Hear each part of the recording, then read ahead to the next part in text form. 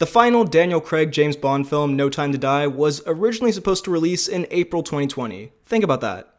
Think about where you were in your life in April 2020. That feels legitimately like a lifetime ago. But now, after delay upon delay upon delay, we finally get to see how the Craig Bond saga wraps up. So, let's talk about it going non-spoilers first, and then at the end going spoilers very briefly, because there's just one or two things that I want to talk about in spoiler territory. Although, of course, if you don't want to know anything, maybe watch this after you've seen the film. But anyway, let's get into it.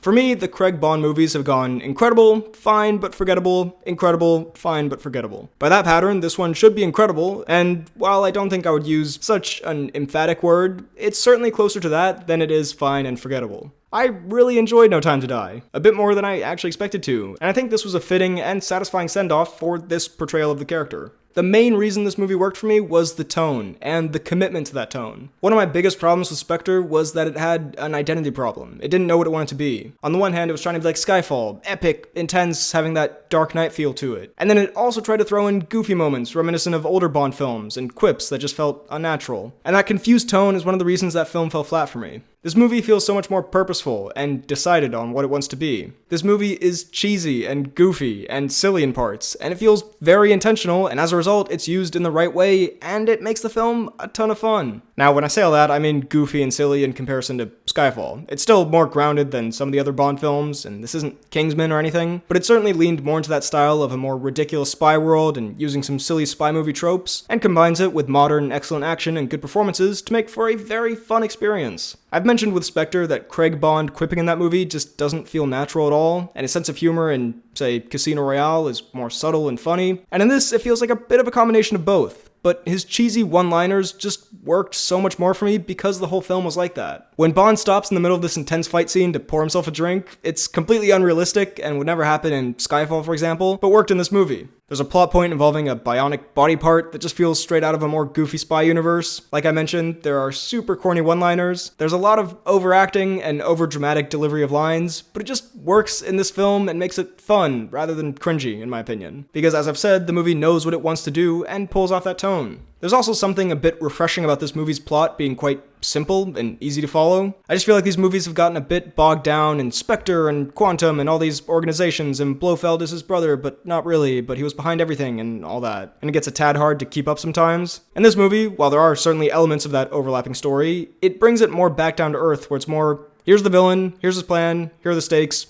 let's do this. And one of my notes I wrote after seeing the film, the movie just doesn't seem to give a f***. I can't spoil it, but there are certain choices that are made that just seem like, yeah, we can do what we want here, which was kind of refreshing. And because they knew this would be the last one for this version of the character anyway, it really feels like they went all out and pulled out all the classic moments and any potential that's left for this version of the character, and it felt like a proper finale. The action in the film is incredible, lots of very memorable set pieces, phenomenal choreography, it's extremely exciting and thrilling.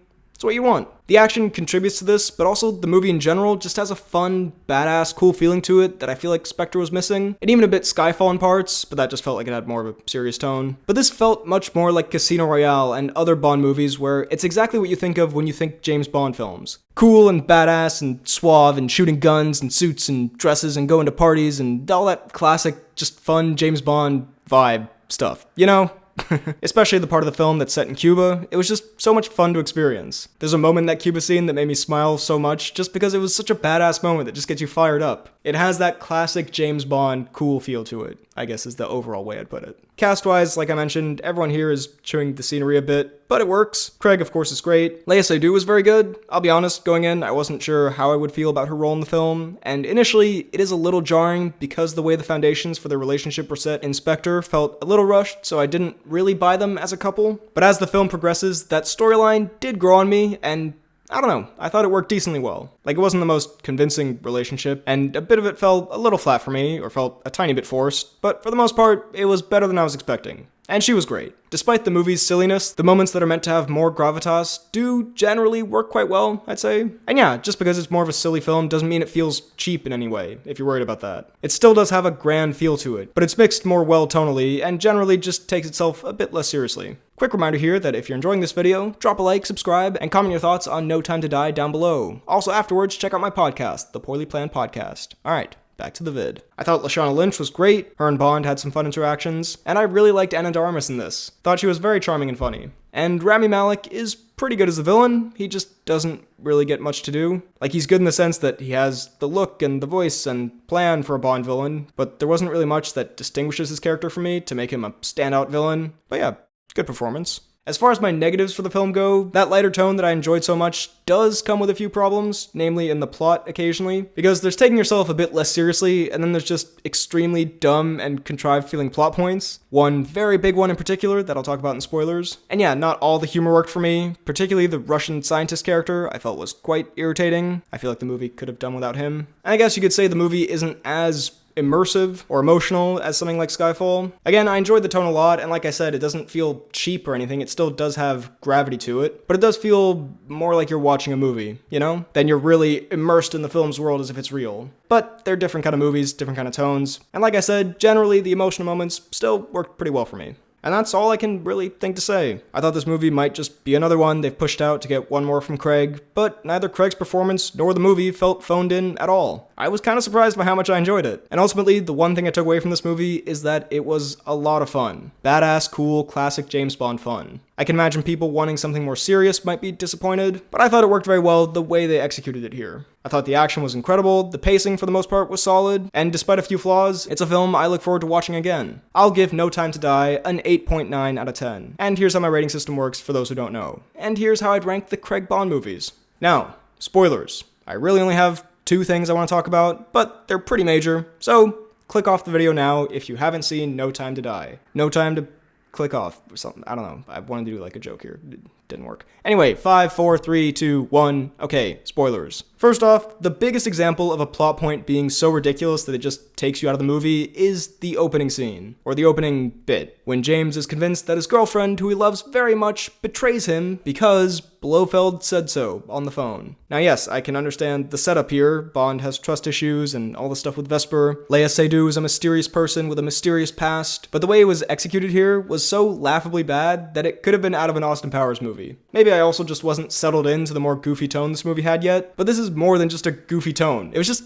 dumb. So James Bond, pretty intelligent guy, I would say, sees that his girlfriend gets a call from his nemesis, an evil villain who manipulates people and was the author of all of James's pain and all that. And he's like, "Oh, I'm Blofeld, and I love being evil, and I love that you're evil, Léa Seydoux. I'm so happy we're evil together, and that you're betraying your boyfriend, James Bond. Alright, talk to you later." Like, that's basically what he says. Then Léa Seydoux denies it, and within minutes of this, without maybe questioning it a bit more, talking about it more in depth, looking into it, thinking maybe this isn't what it looks like given this is a master manipulator we're talking about here, and the scenario is one that someone much less intelligent than James Bond should be able to see was a little weird. Also, what if Léa Seydoux had taken the phone instead of James? But anyway, that's a separate weird convenience. But nope. He just sticks this woman that he apparently loves on a train, and that's it. Goodbye. Forever. And it plays a big part in the film, and it was just so dumb. Like, you wouldn't even take a day to think about this and look more into it. Right away, goodbye. After a guy who's known for manipulating people clearly set this up.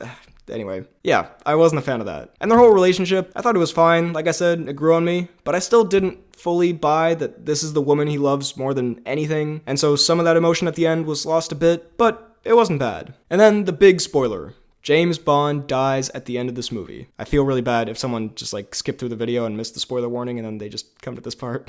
Honestly, I wasn't really expecting it. I knew it was his last one. I think there were some rumors about this, but has James Bond ever been killed before in a movie? I don't think so. I guess it doesn't matter ultimately because they'll recast and start fresh, but it felt a bit strange to put a definitive end on such an iconic character who's just always kept going. Not strange like bad, but just it was surprising. But it was a pretty well done scene, in my opinion. And in this Craig character's own saga, I think it works for him to have that as his end. He got multiple chances at happy endings, and it never really worked out for him, to put it mildly. So it makes sense, narratively, that he would go out like this. Also in Sacrifice, to keep the doors open for the missiles. You know, a noble ending. Also, pretty sadistic villain move at the end there from Malek, gotta say. That was probably the most memorable thing about his character. That was quite creatively evil, with the DNA poison. But yeah, Craig Bond's death, I think it was a good way to close out this version of the character. It gave it a definitive feeling of closure, like at the end of Spectre, which I think was suspected to be Craig's last one at the time. It didn't really feel done. It didn't have that satisfying of an ending. And now it really feels done. And the movie as a whole did a great job of being a satisfying conclusion. And the death scene itself, pretty well done, somewhat emotional. Again, it didn't hit fully with the Léa Seydoux stuff, but I thought it was pretty good. So, thank you, Daniel Craig, for some great Bond films. And now, on to the next, I guess. Who do you think it'll be? Comment that down below. I haven't even gotten to my outro part yet, but already call to action with the comments. So, those are my thoughts on No Time to Die. What did you think of it? Let me know all of your thoughts down below in the comments, and who do you think should be the next Bond? While you're at it, be sure to like this video, check out my Instagram and Twitter at BHL_Hudson, my TikTok at BHLHudson, check out this podcast that I do with a friend of mine where we talk about movies, TV shows, a bunch of nonsense. It's called The Poorly Planned Podcast, and subscribe for more videos like the one you just watched. Thanks for watching, and I'll see you next time.